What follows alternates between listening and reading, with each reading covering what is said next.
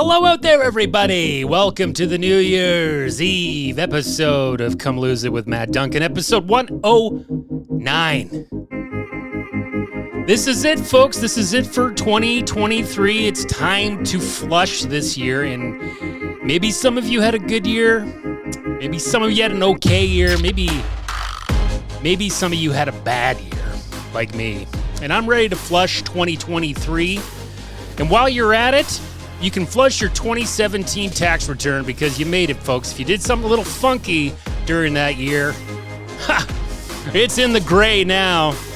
2018, you're on the clock. Hopefully all your write-offs are kosher. Hopefully we have peace in the Middle East. God bless.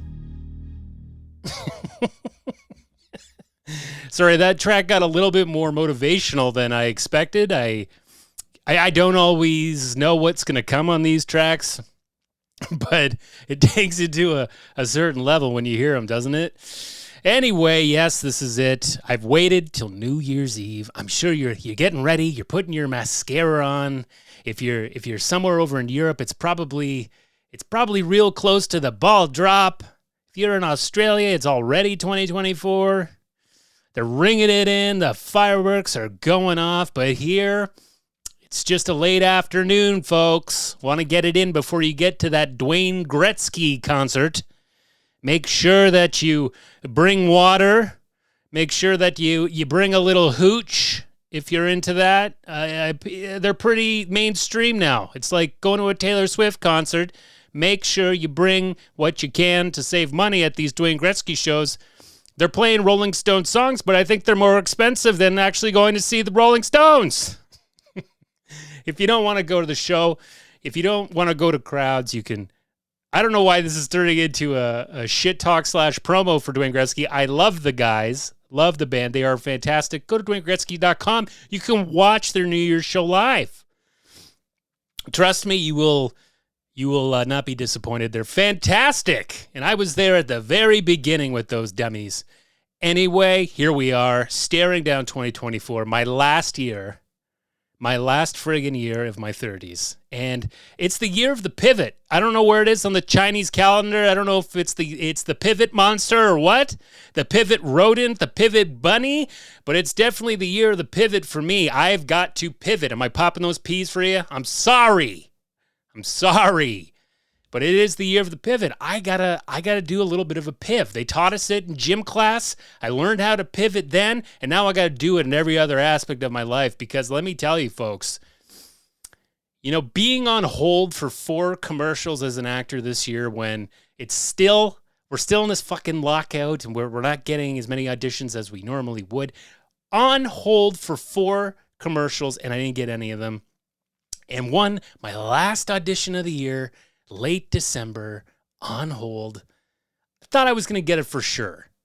Thought I crossed all the fucking T's, looked at the cesspool of actors in that callback, and I figured, well, I got to be one of these guys.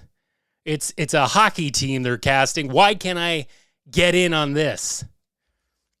It's going to be a good start to the year. I'm going to have a commercial shooting at the beginning. It'll be fantastic. And what do you know? I didn't get it, guys. Didn't get it. Contacted the casting agency through my agent, and they didn't even get back to us. That is 2023 in a fucking nutshell. And then to cap off this fantastic year, I probably drove about 4,000 kilometers over the holidays visiting family, and I threw out my back once again. It's been a year of the back for sure. It's probably been a couple years of the back, but last March it was really bad. I'm sure on the podcast I went over it, and I had to go to physio, and I finally went to a chiropractor, and it got me back on track. And then this car shit, man, it did it again. Being in the car for hours and hours, not even driving the whole time, just being in that car, not having the proper lumbar support, threw it out. My back said, fuck this, we're taking a break. So I've spent the last week trying to recover from that. Man, it really sucks when your back goes out, because I did get the e-mountain bike for Christmas, and I haven't really been able to try it because the weather's shit. I mean, it should be snowing, should be a snowy place, but we're getting some of that rainy Vancouver shit here now. Gray, rainy. I'm sick of it. I don't know about you folks. I don't know about you Ontarians, but I am fucking sick of it. And I finally got out the other day to give it a real test, and man, it was so fucking fun. It was so fun. And just so you know, it still gets the heart rate going, because it's not like I wasn't like riding it like a motorcycle. I tested that out a little bit, but for the most part, I'm just using pedal assist, which you need because the bike is so friggin' heavy. You can ride it without anything, and if you really want a good workout, but it's a lot of work. But I just, even with the pedal assist, it seemed to get my heart rate in the same kind of range where I was with just my normal mountain bike that is now hanging in the rafters. I'll bring her out again one day, but in the meantime, with this mild weather, I want to get out there as much as I can on this bike because, man, is it fun. It is fun. Hopefully it doesn't fuck up on me. Hopefully everything's good there. Seems to be running well. Anyway, how was your holiday? Did you have a Christmas? Did you have a Hanukkah? Did you have a Kwanzaa? I don't know. There's so many things. Did you celebrate? Did you get sick of family? Did you have a good turkey? Did you have a bad turkey? I had a mix of everything. Definitely. Good, the bad, the ugly turkey. And I'm going to say it here, folks. I don't like turkey. I don't know why we are so stuck on turkey here in North America, because I know they don't got the goddamn ovens in Europe to be able to throw these things in. You can't cook a turkey in Europe. They ain't eating that shit. It's the only goddamn meat that it's required to be dressed in something. Its own gravy, cranberry sauce. Some people just put like pate on it. I do not like it. And yeah, when you put gravy on anything, it tastes good. It tastes better. But it's like, I'm just so sick of it. So I think I'm done with turkey. I'm going to try it next year. I don't eat turkey anymore. For the family listening, we can eat anything else in the wide world, but I will not be eating turkey anymore. It's also been, as you got together with your family members, did you notice if the parents or the older people, the boomer generation, the above the boomer, were they sick? Did you get like an illness ambush? Because that's really been the theme, which has really been kind of the first time since all this pandemic stuff happened where there's this disregard for COVID, and there's also a misunderstanding of what the symptoms are now. And it seems like if you have cold symptoms, everybody thinks it's not COVID. I've got something to fucking play for you in the health news segment coming up, just about these fucking COVID tests and how we got kind of scammed, especially here in Ontario. I don't know if the rest of Canada, if they were using this particular kind, but I have a million of these tests still, and they don't even work. They work only if you are highly contagious. We'll get to that. You will hear the news report on that. So all the people that were saying, oh, it's just a sore throat, and then I had a cough, it was probably COVID. And now I'm thinking that, looking at the comparison between my wife and I's symptoms when we got that cold, it was probably COVID. So that's where we're at.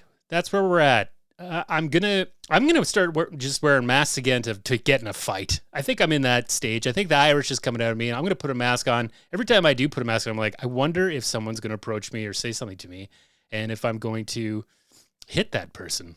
You know, if you're gonna see me in the news, because I feel like I'm amping up for to start off 2024 with a bang, with a fucking southpaw to the jaw.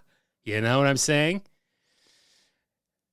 Speaking of loose jaws, and I saw this. Listen to this, will you? So we have to prepare, right? The American election they're going to be running next year. It's going to take over the world news, especially here in Canada, because that's like all we get. And the third runner, I didn't even know, is he just sick? Is it the Novaks? Did something take out his vocal cords, or is this the third voice in the fucking debate? Is this what it's gonna fucking sound like? This is Robert F. Kennedy. Notoriety for your skepticism about vaccines. And over the summer in an interview, you said, quote, "There's no vaccine that is, safe and effective." Do you still believe that? I never said that. So stop me. We have the clip. Please play the clip. Play the whole clip. You've talked about that the media slanders you by calling you an anti-vaxxer. And you've said that you're not anti-vaccine, you're pro-safe vaccine. Difficult question. Can you name any vaccines that you think are good? I think some of the live virus vaccines are probably averting more problems than they're causing. There's no vaccine that is, safe and effective. So you did say it. Do you still believe it? Well, here's what I.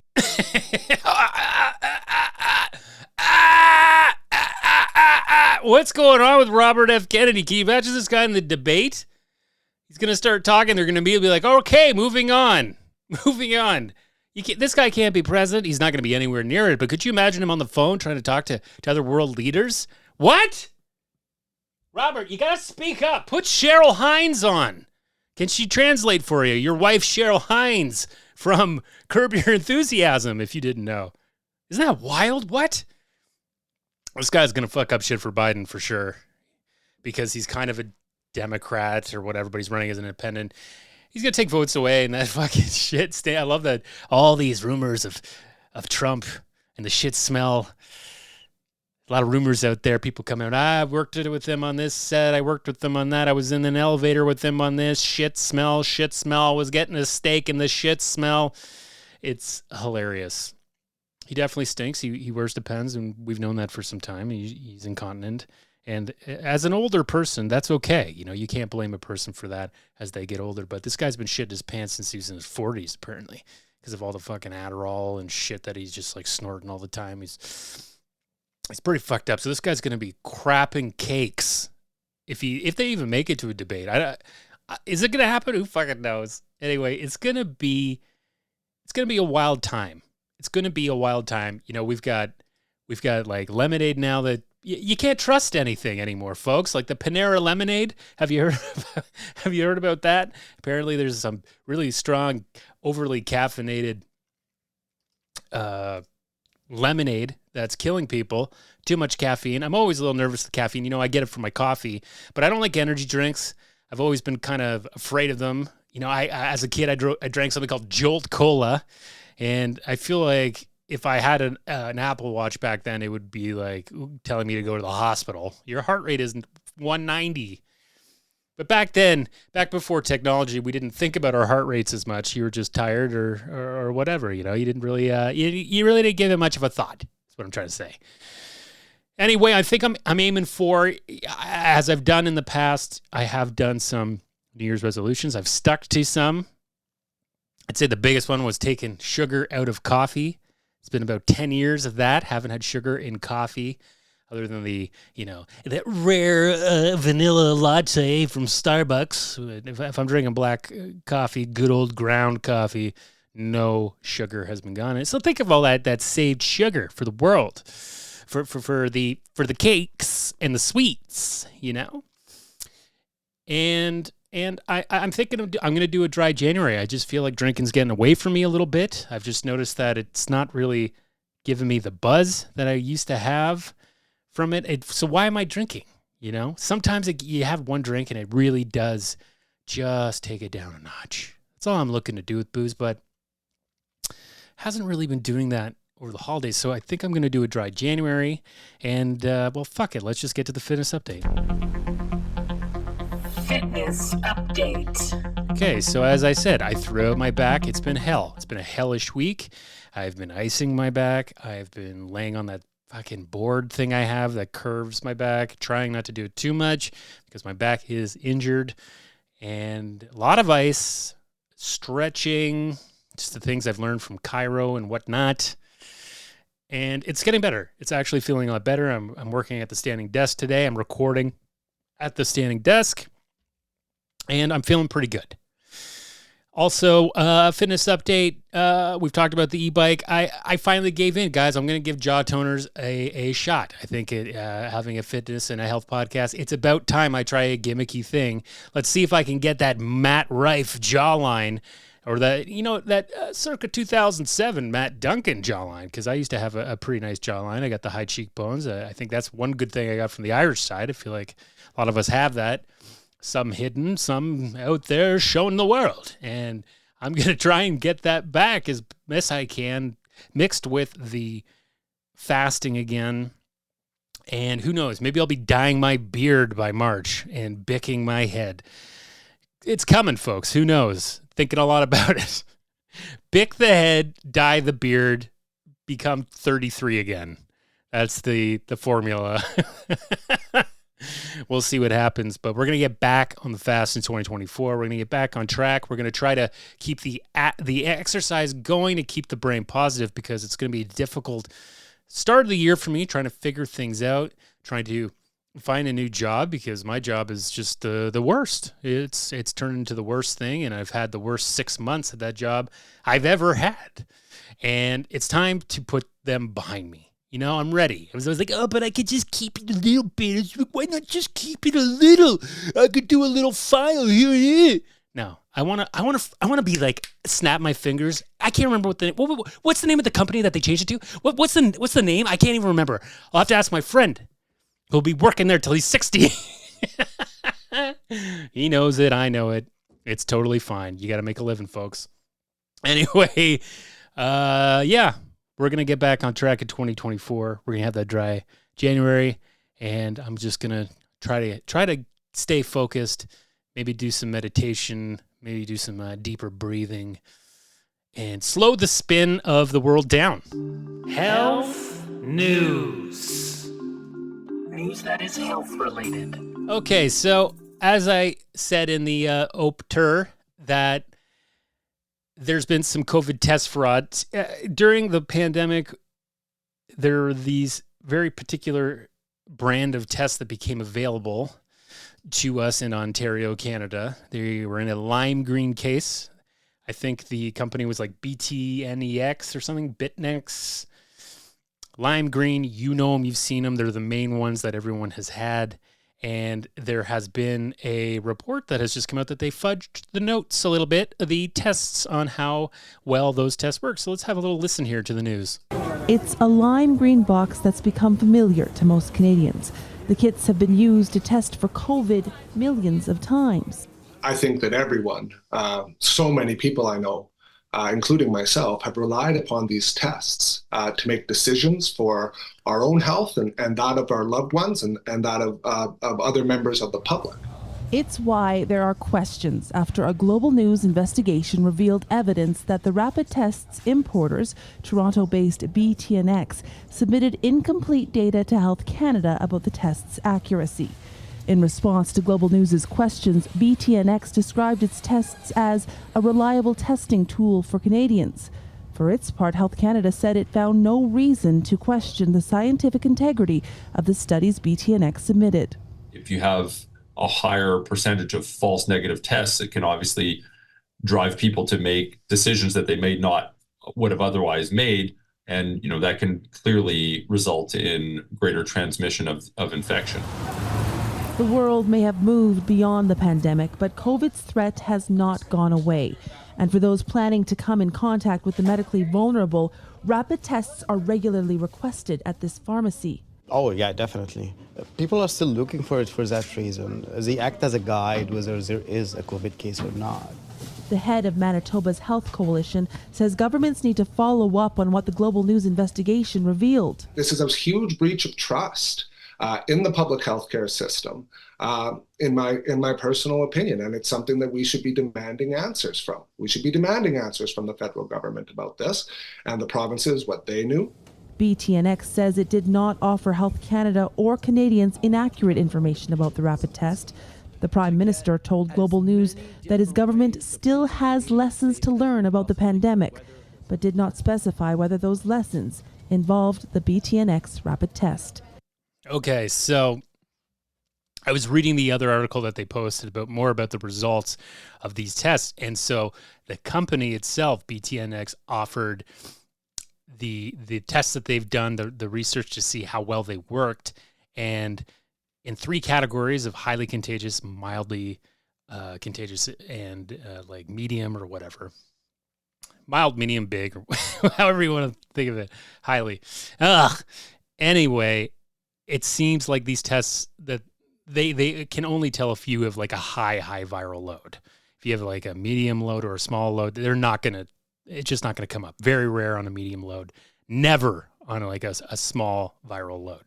And what they're saying is that what they submitted to the government was saying that like, well, on a low load, 40% of the time it will test it.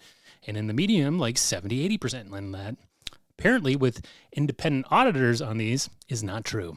So I've got about 40 boxes of these, and they are becoming more useless every day, especially with the fact that they are also going to expire soon. And I worked so hard to get these things. I was driving. Remember, you go back on those episodes and you listen to me driving around like a maniac.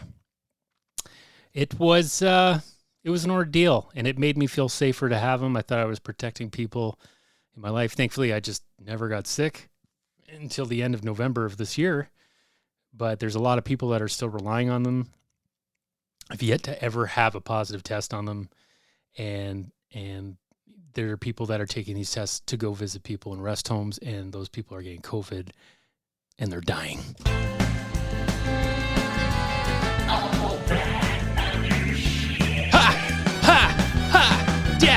Death. Hi, everyone. Welcome to That Other Shit. We're in the last one here. We are in that last segment of the year.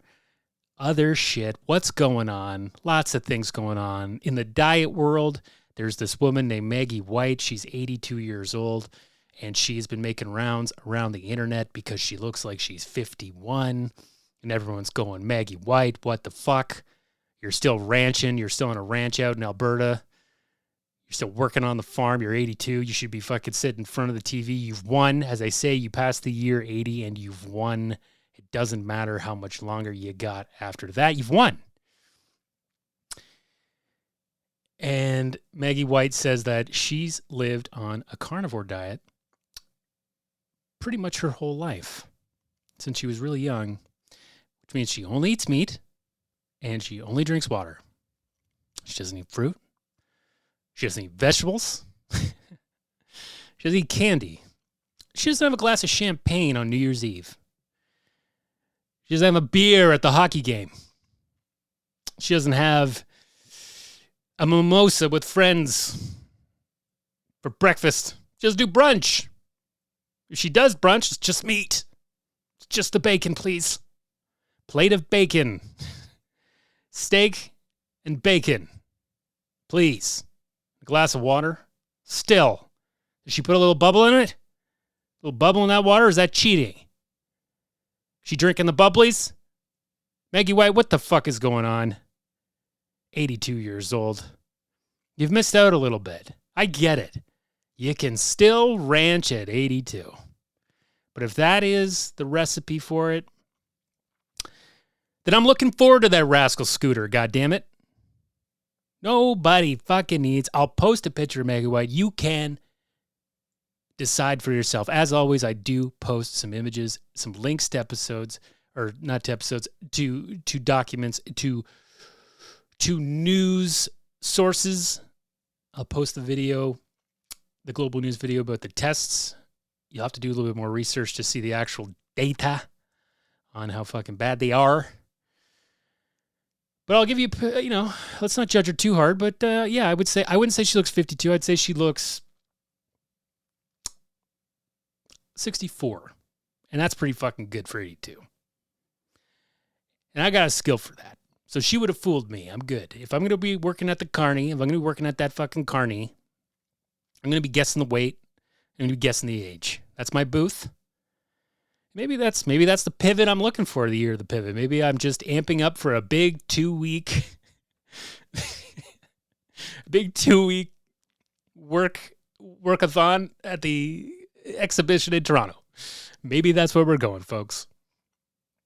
I made this note a while ago. I guess it's a bit of old news now, but Shohei Ohtani signed a $700 million contract in the MLB, and I just think I just feel for Jays fans because they were in the running. They were going to probably come close to paying him that. If he had made that money here, that's like almost $1 billion. But it's getting deferred somehow. He's going to be making like $22 million a year till he dies. Apparently, he's going to make $2 million for 10 years, and then they have to defer it. Who knows? The team could go bankrupt. Well, then what's he going to do? He probably doesn't care. He's like, well, he's made millions. Crazy. Feel for Jays fans. It's just never going to be easy for fans of the one Canadian team in baseball. Matthew Perry, finally, the news came out that he died on that Special K. He was on that Special K. You can't be an addict on anything. It's tough. You get on that shit, and I think his body just gave out. It's just like, oh, fuck. But at least we know it wasn't just him nodding off for no reason after, an excruciating game of pickleball. Matthew Perry, rest in peace. Special K, it's a very popular drug right now. Not into it, not looking into it, but maybe one day. Well, everything in a microdose, folks. Saw the movie Priscilla, and I don't want to talk about it too much in case some of my friends who were in it hear it. Not a good movie. But what upset me about it is that there's a couple people I know that were in it playing a part of his band. And these are good actors. But it's like, I don't know if Sofia Coppola didn't have the budget because she's recently complained that she just can't get any money for her movies. But she just didn't give these guys anything other than to giggle and smoke cigarettes behind Elvis the entire movie. Over a span of 15 years, they're just always behind him, giggling and smoking cigarettes.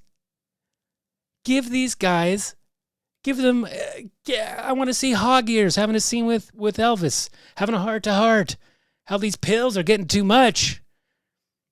Yeah, I doesn't know how he feels about Priscilla or whatever. Give them something. I couldn't stop laughing every time they came on screen. I was like, they're like the part of the posse in Anchorman when they all show up in the alleyway to fight. These are good actors, Sofia Coppola. I don't know. I'm not much of a fan of her, but, check it out. See Hog Ears, played by Rod Stoll.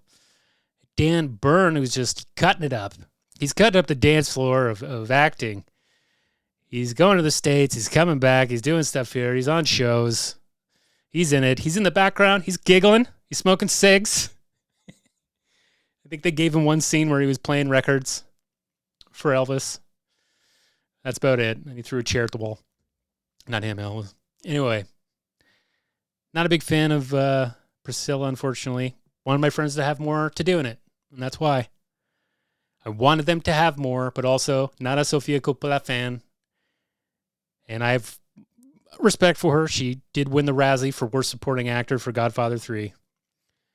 And also was nominated for Worst New Actor of the 90s or something. I think she lost to Pauly Shore. Hasn't acted much since then, though. Anyway, we're at 30 minutes. Let's wrap up this year. Let's flush it. Let's flush 2023. Get ready for the U.S. election pandemonium. And it's the year of change coming up, folks. So if you had a bit of an iffy one, if you didn't read quite as many books as you would have liked, if you bought too much IKEA furniture, if you went to your mom's and her fucking TV keeps going back to demo mode and now you have to keep a note on your phone that says, change mom's fucking TV, well, that's all behind you now because it's 2024. No, we're not roaring like the 1920s. It's been pretty shit, the 20s so far. And we're a year away from being at the halfway mark, where we're going to start thinking about the 30s and how great they could be. I think since the 20s have been opposite of the 1920s, I think the 30s will also be opposite. And no, there won't be a Great Depression. It'll be a great euphoric time. So until then, just survive. And I'll see you in 2024. Love you guys.